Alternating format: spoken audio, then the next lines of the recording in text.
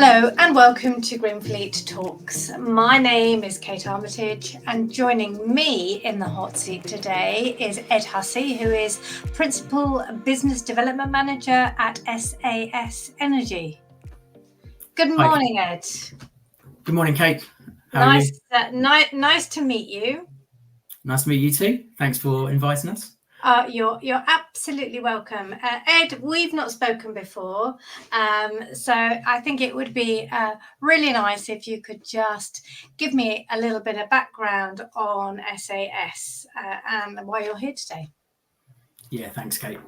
So I work for SAS Energy. We are a solar PV development, design, installation and asset management company. We specialise for on-site solar PV solutions and EV charging stations. Okay, and to avoid any confusion, what does SAS stand for? Yeah, so SAS stands for Solar Advanced Systems. We're also part of the EDF Renewables Group too. Okay, not to be confused with EDF Energy, but part of the bigger group. Yes, yeah, correct. Great. Okay. Thanks for that, Ed. So it's not going to come as any surprise to our viewers and listeners now that we will be talking about solar PV. The government is currently mandating, as I understand it, solar canopies on new outdoor car parks. So let's start at the very beginning. What is a solar carport, and what benefits do they offer businesses that are electrifying their fleets? Yeah, great. So solar carport canopy systems are a great alternative for installing a solar PV system on a site to connect to a building, as opposed to where you can install solar panels onto a roof. Your roof may not be suitable for installing on due to size or due to the structural integrity. So a carport system is a great way to get a solar system installed on your site. And this is by fixing solar PV modules to a fixed structure over the car park spaces, and then still wiring that solar PV system back to your building to provide clean energy to your building and offset any energy costs. Absolutely simple as that. And I think, I mean, in my experience, when I've been traveling around Europe, certainly in the Mediterranean countries, carports, you know, are a well-established route anyway. To make it a solar carport, of course, is almost a bit of a no-brainer, isn't it? Yes, it is. Yeah, it's using space that's there already, really, to install the solar panels. So the space is there already, and then it's just working out obviously how you'll wire that back to the building and connect it to the site's infrastructure, the electrical infrastructure. Yeah. You make it sound very simple. I'm assuming that installing solar onto a carport is easier and cheaper than putting it onto the roof of a building, and easier to maintain and service as well. So yeah, some of those elements are true. Due to the structure that's actually installed, there can be some higher prices on that structure for the supply of the structure that holds the solar panels. Right. However, maintenance side, maintaining the system once it's actually installed is a lot easier. You're not having to have any roof access to roofs, safe systems on those roofs. It's all in the car park from mechanical plants and then servicing inverters at ground level as well. So yeah, it's really straightforward on the maintenance side. Great, good. And I'm going to say, as an EV driver of many years, you know, how many times have we all bemoaned a public charge point that's out in the open and subjected to the wind and rain as you're fumbling around with your cable and various payment methods? So there is a kind of ambient benefit as well for the drivers. Yeah, of course. Solar canopy is going right over the car parking spaces. So yeah, if it's raining, if it's snowing, you're obviously covered. Yeah. Under the solar canopy, and the EV chargers can be installed directly under the canopy as well as part of the parking spaces. Also, so we can also incorporate the EV chargers and the solar installation works together. So all cables will run at the same time. So it simplifies that installation of the solar canopy and EV charger installations too. Great. Okay. Well, so far so good. All is great. But what do fleet operators need to consider before they embark on a solar carport as part of an EV charging project?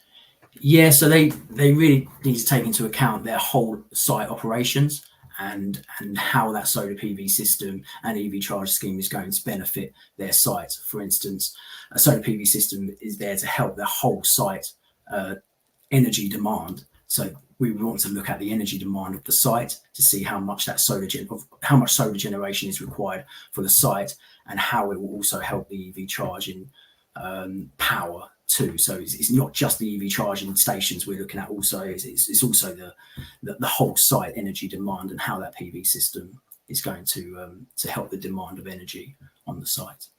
Yeah, I mean, we or in GreenFleet talks, we regularly talk about fleet managers becoming energy managers, and this is another great example of that, isn't it? It's about understanding the whole ecosystem and where and how the EV charging and the carport fits in with that. Yeah, exactly that. So what we actually do at SAS Energy, we'd actually look at the half-hourly data, the energy demand for the whole site as well, see what they're currently using now in day units and night units, and match that solar generation to their current energy demand, but then also look at their operations for the next 2 to 3, 4 years to see how the energy demand might actually increase. And obviously by adding EV chargers, you're obviously increasing that demand automatically, really. So that is it's really that energy consumption side of the site we need to really review first stage, to see what size solar systems required for the site. Yeah, and you have to take that whole site view, because when the carport is generating electricity, it may not be the same time when the fleet needs the electricity. So like you say, it's that whole system thinking. Yeah, exactly that. And then also once you've completed that review, you can then look at the actual car park space and the availability of the size of the solar system that can actually fit onto the sites as well. And then there's further down the line of looking at the actual existing electrical infrastructure to see what's available to connect to, and then moving on to carry out grid applications to see how much solar you can actually connect to the grid as well, including that with the EV chargers as well. So yeah. Good. Ed, I'm not an expert, and you may correct me, but I don't think it was that long ago that solar PV was really quite an expensive investment to make as a business. But I think in the last few years that's changed, hasn't it, in terms of the costs coming down, although there is still a capital expense sitting with that. So how do businesses go about funding these installations, and how do the schemes work? So as of mid-2025, the government actually paused one of their public sector decarbonisation schemes, which we actually used for one of our clients, Gateshead Council. So although the scheme's now closed, there are other funding routes we can look at. So for ourselves at SAS Energy and part of EDF, we can offer power purchase agreements directly to the end clients. And so that's through a PPA on-site solar scheme. Through the PPA scheme, we would actually fund a whole project. That's the development of the system, the design of the system, construction, and would actually carry out full asset management and maintenance to the system during its life cycle. So this is under a PPA scheme, funded scheme. Yeah. Okay. And again, it's PPA is something that I'm hearing more and more frequently, and I guess there are different structures, but I think maybe broadly speaking, the client or the fleet agrees to a fixed pence per kilowatt hour for the energy over a certain period of time, and there may be a small uplift in that, but ultimately over the period of that contract it covers the upfront costs. So they're basically spreading the cost of the installation over the life of the vehicles. Yeah, exactly that. So with the PPA solar scheme, the contract period is usually anywhere from 15 years up to 30 years, where we would supply, we would install the solar PV system, and any generation used on the site would be covered by the PPA rate, which is discounted to your current energy cost. Yeah. Okay.